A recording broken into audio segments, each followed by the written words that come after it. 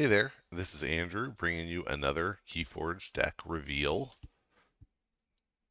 And this deck that I'm going to be looking at is Dark Tidings. All right, yay. And I have to say, I got to play a bunch of Dark Tidings in person over the weekend. A lot of Dark Tidings against Dark Tidings in set violence going on there. And it was really fun. Then I played a couple games against some really high level decks from other sets. And now I did open a bunch of decks and I picked one that seemed good, but I actually only had four with me at the time. I'd opened four. I picked one that seemed good. It had a lot of pips in it. And I was like one turn behind these really good old decks. A Coda, and two Worlds Collide ones that I played it against. And again, each of them it was about a turn behind. Maybe in some of those cases I could have won if I'd played better, but these were decks in the 80s and 90s of SAS with good players. So I like Dark Tidings. I'm pretty excited. And the deck had several cards that are bad, quote unquote bad. So I was pretty happy about that too. And I just sometimes maybe they will turn out to be bad in the long run, but I think it's good to give convention or give what a bunch of people are saying a chance to be wrong. Okay, so we're gonna have to go down here to look at the name without looking at the houses. I did see Logos there, so I'm gonna try not to look at anything else, but I did see Logos. And this is Bennedict who preserves defense, but it's Benedict with two N's. Who does that? If you do that, I'm sorry. I'm still glad you're here. Bennedict who preserves defense. Well, we know there's Logos. Defense, come on, Sanctum, right? It has to be Sanctum. And maybe we'll say Star Alliance. But the Logos is probably where the preserves comes from, but we'll guess Star Alliance. All right, pretty close. So we got Sanctum. I mean, I only guessed two and I got half of them right. So that's not bad. All right. Logos. I am. What am I looking for in Logos? That has. I'm not super sure what I'm looking for in Logos. I would like some cool combo-y stuff. I'd like some acceleration. I'm not hoping for piles of archives like I maybe would in a mass mutation deck, but hopefully some acceleration. And Sanctum Saurian, just such a fun combo in mass mutation as well as in Dark Tidings. We're looking for, in both of them, some board control, some amber control, and some fun games. Sanctum probably a little more on the ramp the amber side and maybe delete the amber side, but some capture and then some capture mitigation in Saurian as well. Medicus Lacus being a common just seems so good, but you have to remember all your opponent has to do is raise the tide, which they could do even if they couldn't choose a house. So, because it's an omni ability. So, very difficult to reliably forge with Medicus Lacus, but it creates a fun pressure situation. And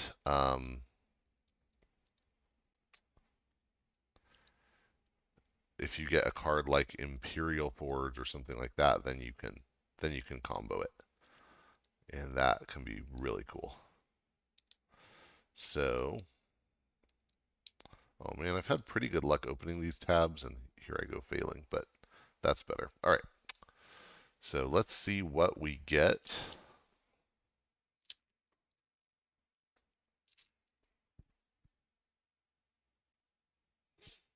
And we'll get a little preview by looking at these.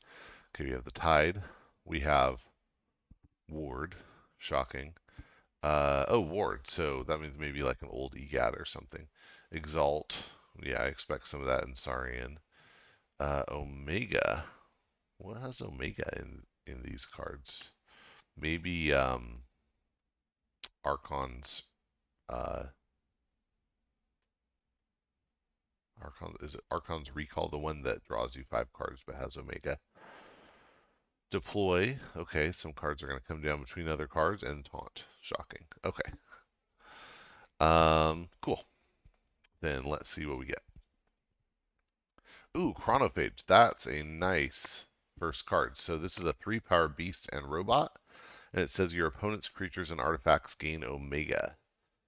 That is serious control for. I mean, obviously they can play all the upgrades and actions they want, but it is a very nice way to slow down the opponent. If you can protect this with some taunt that we know we're going to get, that can be pretty great.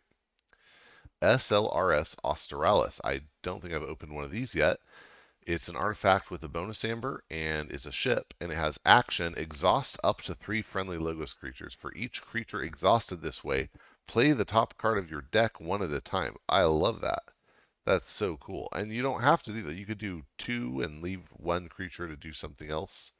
That's super cool. I love it. Yeah, there's Archon's Callback. It's an action with Omega. When you play it, you draw 5 cards. Um, it's a good turn 1 play. I struggle to get to see it producing a lot of value in other contexts. Novu Archaeologist is a 4-power cyborg scientist with action archive a card from your discard pile. Okay, cool. Armadrone is a 1-power robot with 3 armor and fight steal 1. Very nice. I've gotten good value out of these. And sometimes with Sanctum you can get extra value. So we'll see. Eddie, great. Always good to see that. It's a 3-power AI scientist with play archive a card, and it says that your opponent's keys cost +1 for each card in your archives. I've been saying I think Edai's power level went down a little bit due to not having Titan Guardian or Tau Tau Vapors in set. But you know what? Maybe the Archaeologist works pretty well here, and I mean that's more reliable than Wormhole Technician. And we have some taunt that we know is coming, so that's cool. All right, that's it for the Edis though. So it's cool when we get multiple, but one's good. Then we have Final Analysis. This is an action that says play, destroy each creature. Each player draws a card for each creature they controlled that was destroyed this way. Nice if you can like segue that into a data forge or something.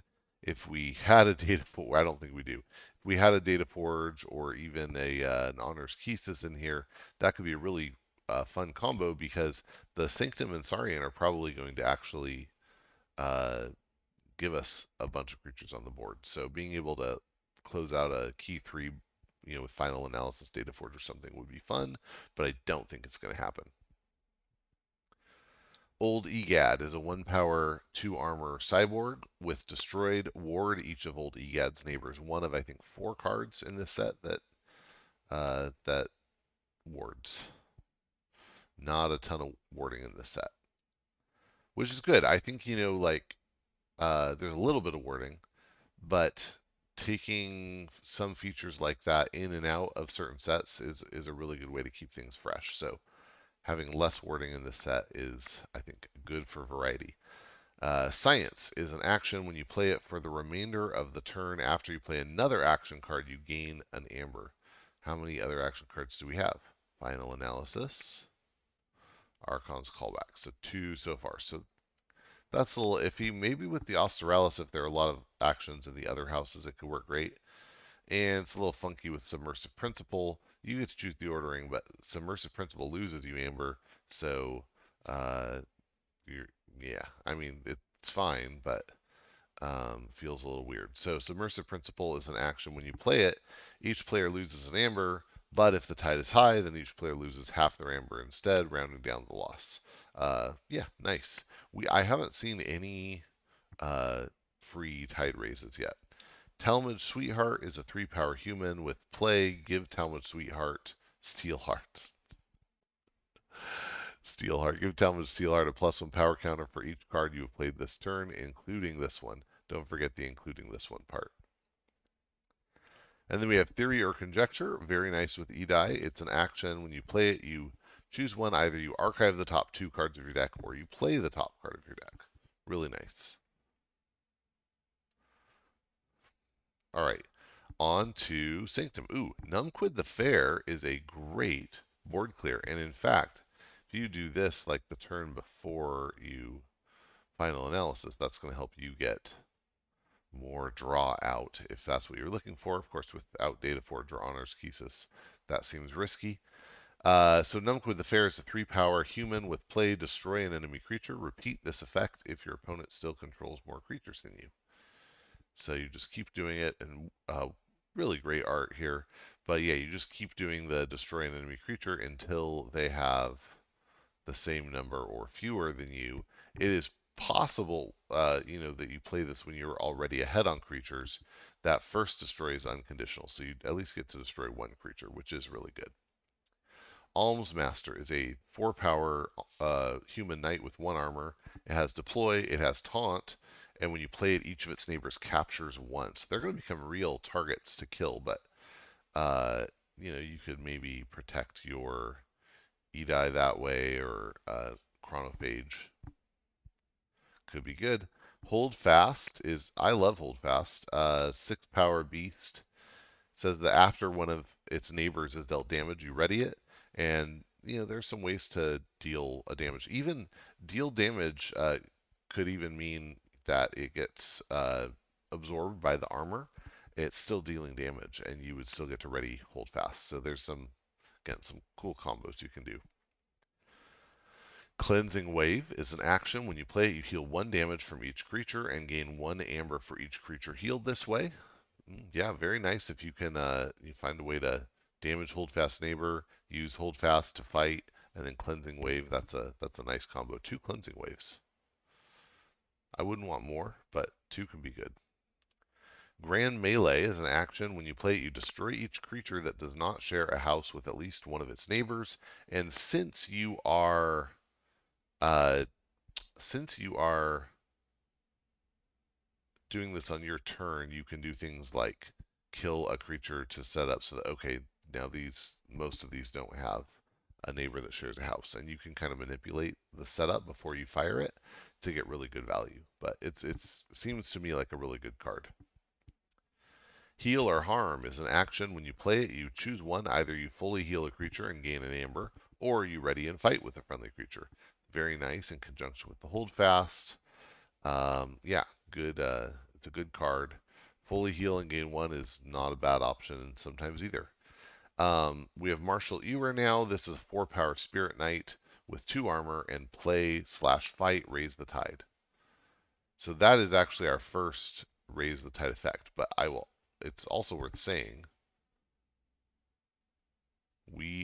how many cards so far care about the tide? Submersive Principle.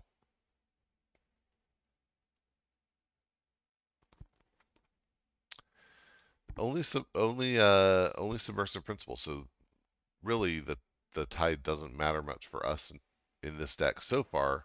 This would take it away from the opponent, which could be good. So it's just kind of frosting on the cake. Then we have Shifting Battlefield. It's an action with a bonus amber. When you play it, you move a friendly creature anywhere in your battle line, and that creature captures an amber.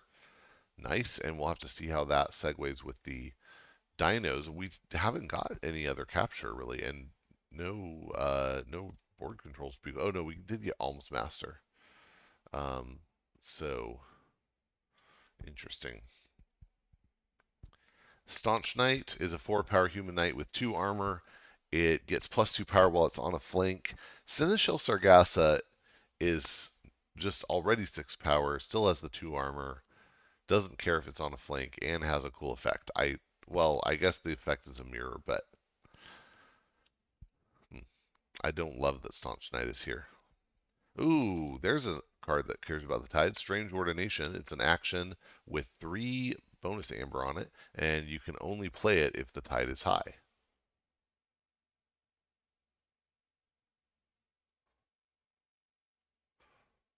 Yeah, not a lot of amber pips floating around here. Oh, there's another strange ordinance. So that is ordination. So now there are plenty of amber pips. Okay, on to Saurian. Bestiary Urso. I love it. It's Urso is actually bear, so this is like a dino bear, I think. I love it. But it's a 5-power dinosaur with 1 armor, and when you play it or when it reaps, you may unstun a creature. That's so cool, especially because there are some that come in stunned, but just in general, being able to unstun a creature is a really nice effect. Ooh, Die No You Didn't is an action with a bonus amber. You destroy an enemy creature with an amber on it, or with amber on it. Very nice. Yeah, that's a great effect. Then we have Humble, an action with a bonus amber that exhausts a creature, and if you do, you move 3 amber from that creature to the common supply. If you don't have a bunch of captured amber to delete that way, you can always just exhaust an enemy creature that doesn't have amber on it. Saurian is an artifact with a bonus amber. It's a location, and it just has a static effect. It says each creature with the lowest power cannot reap.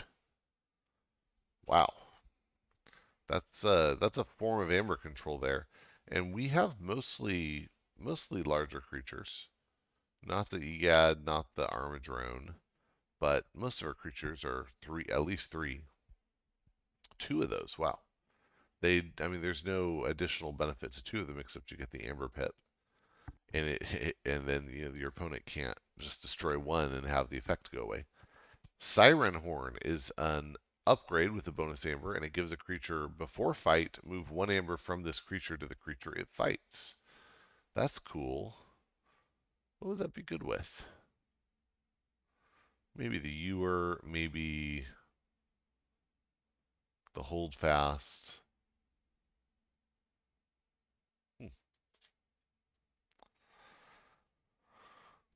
Altruist Rostrum is an artifact. It's a location. When you action it, you move an amber from a creature to another creature. That's a really nice effect.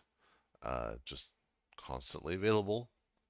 Library of Pliosaurus is actually, I think, a little better in most circumstances, but I still like this card.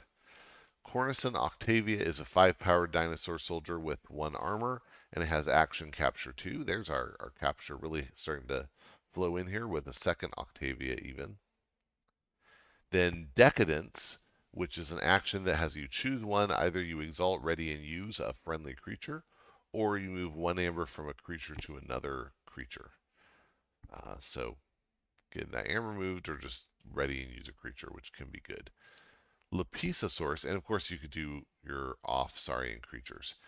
Lepisosaurus is a 4-power beast with 2 armor and taunt, and while attacking it, enemy creatures gain before fight exalt this creature, which makes them not want to fight it. It's very nice. And then lastly, we have Undignathus, who's a 12-power beast. That says while the tide is low, it can't be. It deals no damage when fighting. So yeah, I've had good luck with that.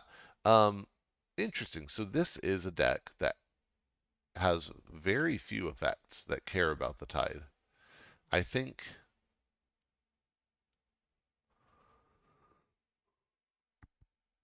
I think perhaps the only card in this deck that cares about the tide is Submersive Principle, and we have exactly 1 card that flips the tide. So yeah, that is really tough for the opponent. Um, but I like it. So yeah, that seems fun, very controlly without even having Unfathomable in it. That was Bennedict, who preserves defense, and I hope you enjoyed it and that you will get out and forge some keys. Thanks.